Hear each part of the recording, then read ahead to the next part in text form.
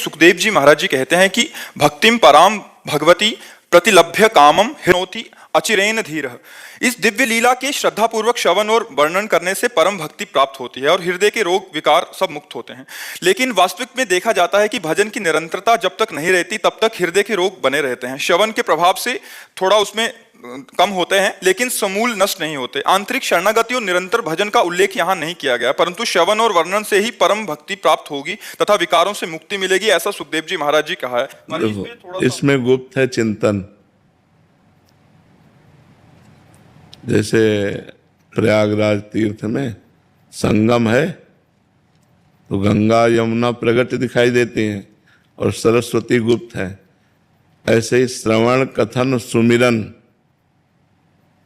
तीन का जोड़ है, ये संगम है तीन का, श्रवण कथन और सुमिरन।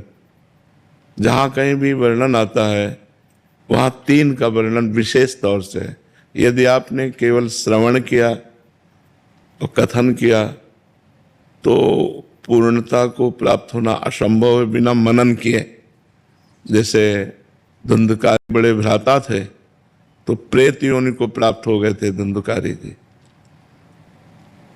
गोकर्ण के सामने वो प्रकट हुए तो कभी देवता कभी भैंसा कभी प्रीत, तो उनका अधोगति को प्राप्त हुआ जीव है। तो मंत्र जप कर उनके ऊपर जल डाला तब उनको बोलने की सामर्थ्य आई। तब बोले मैं तुम्हारा भ्राता धुंधकारी हूँ, मैंने बहुत पाप किए, उन पाप और बेविचार हिंसा इसके परिणाम से हमको प्रेत योनि प्राप्त हुई है, आप हमारा उद्धार कर दीजिए। तो उनका कि हमने आपके उद्धार के लिए गया में श्राद्ध तो दिया है, बोले करोड़ों बार दो तो भी हमारा कल्याण नहीं होगा क्योंकि बहुत पाप किया है, कोई दूसरा उपाय आप कीजिए। तो गोकर्ण जी ने कहा आप विचरिए, हम आपका आवाहन करेंगे, पहले उपाय की जानकारी कर लें। तो उन्होंने भुवन भास्कर भगवान को अपने तपोबल से उनकी गति को रोक दिया, स्तंभित कर दिया और सूर्य भगवान से पूछा। सूर्य भगवान ने कहा भागवत श्रवण मात्र से महापापी भी परम पवित्र हो जाता है। गोकर्ण जी ने श्रीमद् भागवत का अनुष्ठान किया, हजारों श्रोता उपस्थित हुए। धुंधकारी का आवाहन हुआ तो एक बांस 7 गांठ का उसके ऊपरी छिद्र पे बैठकर वो प्रेत सुनने लगा। प्रथम दिन प्रथम खंडन गांठ का हुआ, इस तरह से 7 गांठें फटी और वो दिव्य भगवत स्वरूप होकर प्रकट हो गया। प्रेत योनि से मुक्त होकर भगवत स्वरूप और विमान एक आया और धुंधकारी उसमें बैठ करके परम धाम को जब जाने लगे तो गोकर्ण जी ने रोक दिया। भगवान के पार्षदों से कहा एक ही विमान क्यों, ये और भी श्रोता हैं, सबके लिए विमान क्यों नहीं लाए। तो उनका और श्रोताओं ने श्रवण किया, केवल मनन नहीं किया। ये भूख और प्यास सहता हुआ रात दिन कथा का श्रवण और मनन करता था, तो मनन के प्रभाव से विमान आया है, श्रवण के प्रभाव से नहीं, मनन के प्रभाव से विमान। अब अगली बार जब कथा कहिए तो सब श्रोता आपके श्रवण करें और मनन करें, तब फिर इनका उद्धार हो। तो अगली बार कथा कही और जब सबने मनन किया तो शास्त्रों विमान आए और सब भगवान के धाम को गए। तो जैसे हम तीर्थराज प्रयाग में गंगा यमुना को प्रगट देखते हैं, सरस्वती गुप्त है, ऐसे ही परमहंस जी की वाणी में श्रवण कथन रूपी गंगा यमुना प्रगट है, लेकिन चिंतन रूपी मनन रूपी जो सरस्वती है वो गुप्त है। बिना चिंतन के बात नहीं बनेगी। जो हम श्रवण कथन करते हैं वो जब हमारे चिंतन का विषय बन जाए, रास पंचाध्यायी हमारे चिंतन का विषय बन जाए, जहां जहां भी फल स्तुति लिखी है उस फल स्तुति को चिंतन की तरफ ले जाना चाहिए। कि जब हम भगवान श्री कृष्ण की दिव्य रूप माधुरी का, उनके 7 गोपियों का भावपूर्वक चिंतन तो आंसू बहने लगेंगे, हमारी स्थिति आ जाएगी।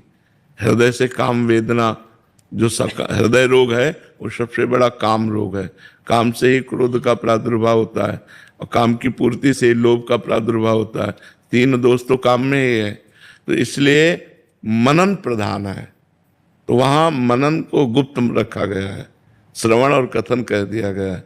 तो जैसे आप हजारों बार पाठ करें और मनन न करें तो विशेष लाभ आपको नहीं मिलेगा। अगर मनन करें तो विशेष लाभ प्राप्त होगा, पर मनन की क्षमता नहीं है। रास पंचाध्यायी का मनन कर सके ऐसी क्षमता भी तो चाहिए हृदय की। इसीलिए भगवान नाम जप, भगवान नाम कीर्तन, भगवत भक्तों का संग, भगवत भक्तों की सेवा, ये तब देखो शास्त्र को स्वयं पढ़ करके उसके महत्व को जानना बड़ा कठिन है। इसीलिए भगवत रसिक जी ने लिखा है, प्रथम सुने भागवत भक्त मुख भगवत वाणी। भक्त मुख का मतलब जिसे कहा गया कि आप खजाना जो है वो उत्तर दिशा में रखा हुआ है। अब बीच के रास्ते का उसमें उल्लेख नहीं है। बीच के रास्ते का उल्लेख ना होने के कारण अनुभवी को पकड़ना पड़ेगा, क्योंकि सीधे उत्तर में जाओगे तो नहीं मिलेगा खजाना। वो कहीं दक्षिण से मुड़ना है, कहाँ कैसे मुड़ना है, तब वहां पहुंचना है। ऐसे शास्त्र में खजाना रखा हुआ है। परमानंद, विज्ञानानंद, अखंडानंद, आत्मानंद, प्रेमानंद, ये खजाना रखा हुआ है। पर बिना गुरुमुख के, बिना महापुरुषों के हम भूल भुलैया में फंस जाएंगे, वहां तक नहीं पहुंच पाएंगे। अब जैसे इसका भावना समझा जाए तो केवल पाठ कर लिया, बोले काम रोक सको। देखो आप पाठ करके, अपने लोगों ने तो किया है ना, रात के 12 बजे। अगर ये वीडियो आपको 1 नवंबर या 1 नवंबर से पहले मिल रहा है तो भगवान कृष्ण चाहते हैं आप इस वीडियो को पूरा देखें, क्योंकि कार्तिक मास चल रहा है। करके अपने लोगों ने तो किया है ना, रात के 12 बजे। अब बचपन से स्मारक तो अनुष्ठान तो होते हैं।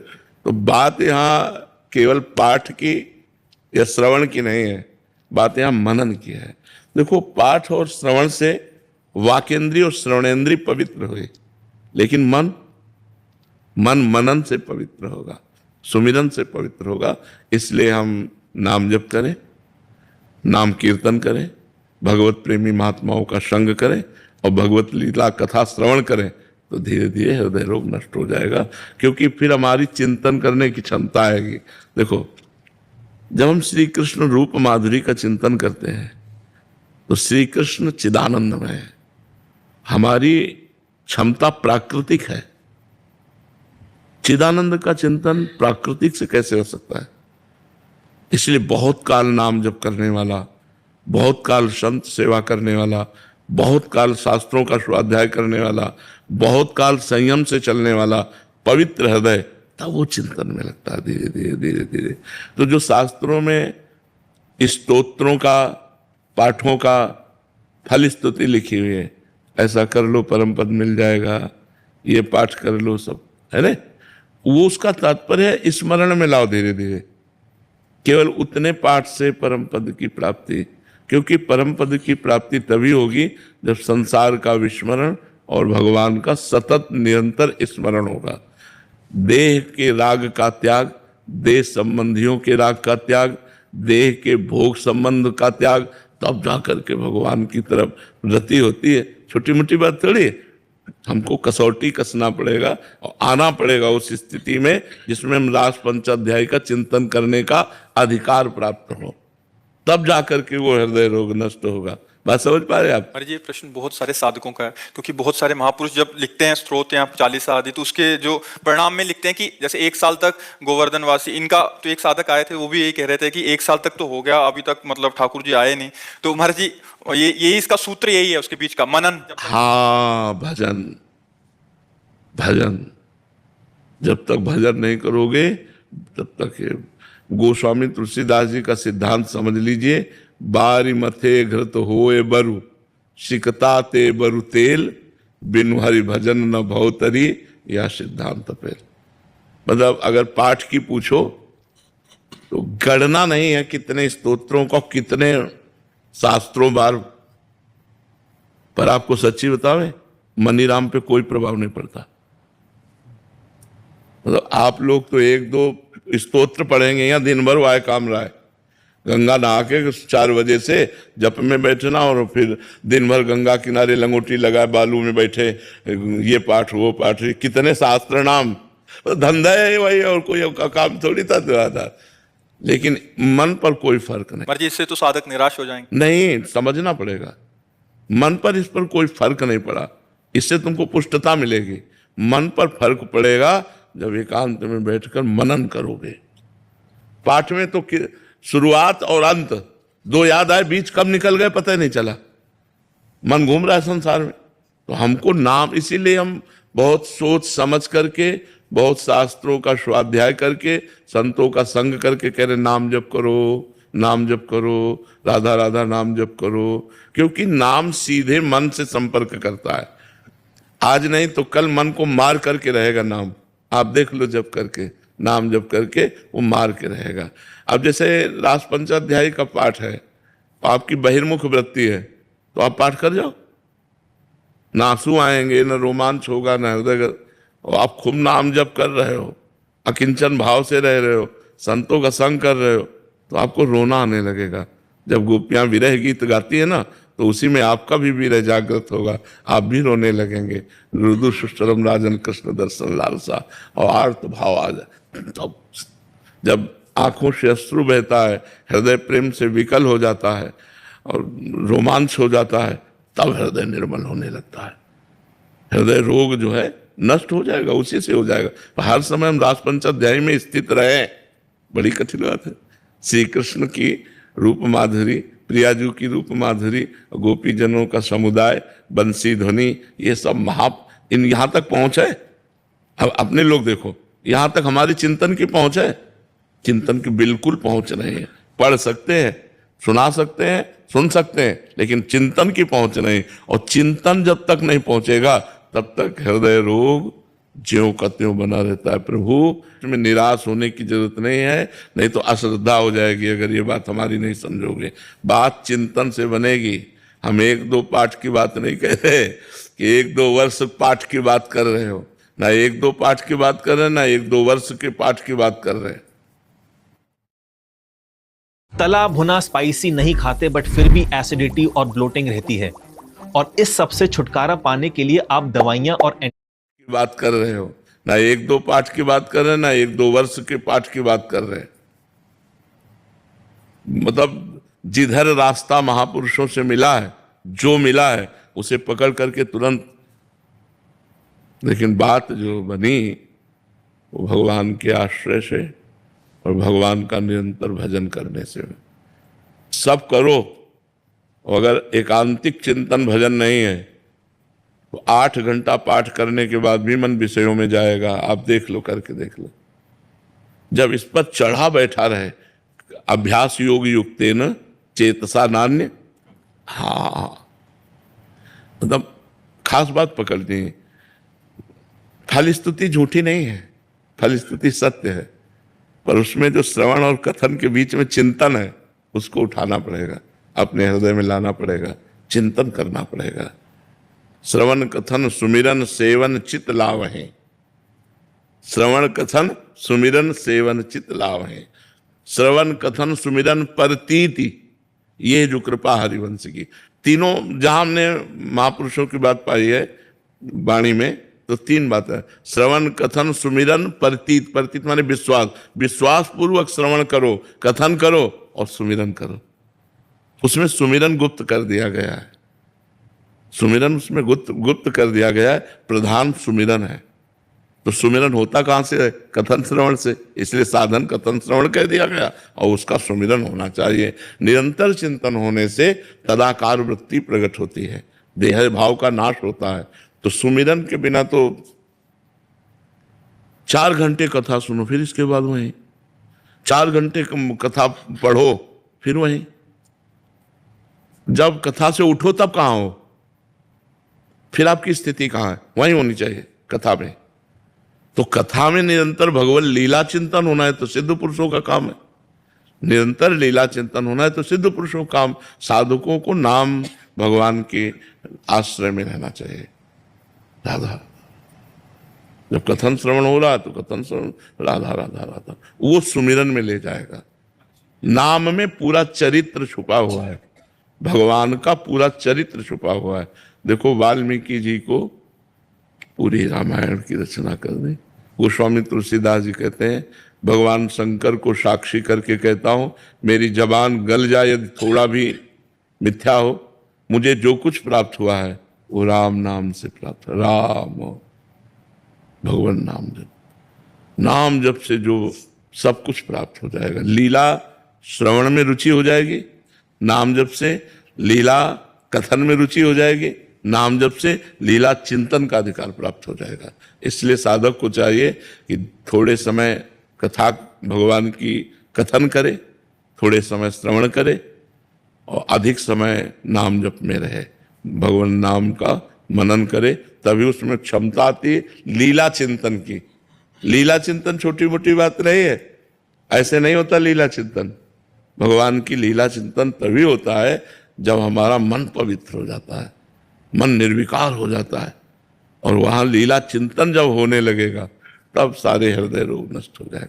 समझ में आप इस पर राजी हैं?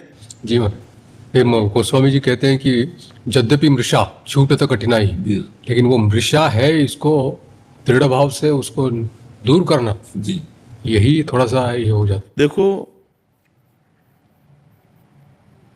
हमारा जो शरीर राग है ये बहुत पुराना है, बहुत पुराना है। कभी हमको शरीर ने नहीं पकड़ा, शरीर ने कभी हमको नहीं पकड़ा, इसलिए वो मृषा है। छूटत कठिनाई, हमने शरीर को पकड़ लिया इसलिए कठिनता है। समझ पा रहे ना? मृषा इसलिए कि इस जड़ शरीर ने कभी चैतन्य आत्मा को स्पर्श भी नहीं किया। बंधन की तो बात जाने दो, पर छूटत कठिनाई ये बात है कि उस चैतन्य घन आत्मा ने अपने स्वरूप का विस्मरण करके इस देह को स्वीकार कर लिया। अब इस देह राग को मिटाने के लिए गुरु की शरण में जाकर के, और जब खूब साधना की जाती है और जब पवित्र बुद्धि में विवेक का जागरण होता है, तो सत असत का निर्णय करने की क्षमता विवेक में है। ओहो, मैं तो बंधा ही नहीं था, कहां बंधन है? एक राजा को अब इस देह राग को मिटाने के लिए गुरु की शरण में जाकर के, और जब खूब साधना की जाती है और जब पवित्र बुद्धि में विवेक का जागरण होता है, तो सत असत का निर्णय करने की क्षमता विवेक में है। ओहो, मैं तो बंधा ही नहीं था, कहां बंधन है? एक राजा को इसी बात का उपदेश किया। राजा ने कहा कि मुझे माया ने बांध रखा है। एक संत भगवान से सत्संग हुआ तो उन्होंने कहा कि आपकी बातें सुनता तो मैं हूं, लेकिन मुझे माया ने बांध रखा है, इसलिए मेरे ऊपर प्रभाव नहीं पड़ रहा है। दूसरे दिन साथ वन में टहल रहे थे, वन विहार कर रहे थे, संत ने एक आम के पेड़ को ऐसे पकड़ लिया और कहा, राजन छुड़वाइए, पेड़ ने मुझे पकड़ लिया। तो राजा बड़ी जोर से हंसे, कहा, महाराज क्यों विरोध कर रहे हो? कभी पेड़ की इतनी क्षमता है आपको पकड़ सके? वो जड़ पेड़ आपको कभी पकड़ ही नहीं सकता, आपने पकड़ रखा है। बोले यही बात हम आपको समझाना चाहते हैं, जड़ माया कभी तुझ चैतन्य को नहीं पकड़ सकती, तूने अपने स्वरूप को भूल करके माया को पकड़ रखा है। तो यद्यपि मृषा, क्योंकि चिदानंद में आत्मस्वरूप को ये जड़ प्रकृति कभी आवरण ही नहीं कर सकती। छूटत कठिनाई, क्योंकि चिदानंद स्वरूप आत्मा का विस्मरण अपने स्वरूप का करके और देह भाव में आ गए, इसलिए छूटत कठिनाई। तो अब गुरु चरणों का आश्रय लेकर उपासना के द्वारा तीव्र की हुई विवेक की तलवार से इस असत बंधन को, जो है ही नहीं, काट दीजिए। दूसरा कोई उपाय नहीं। समझ पा रहे हैं जी?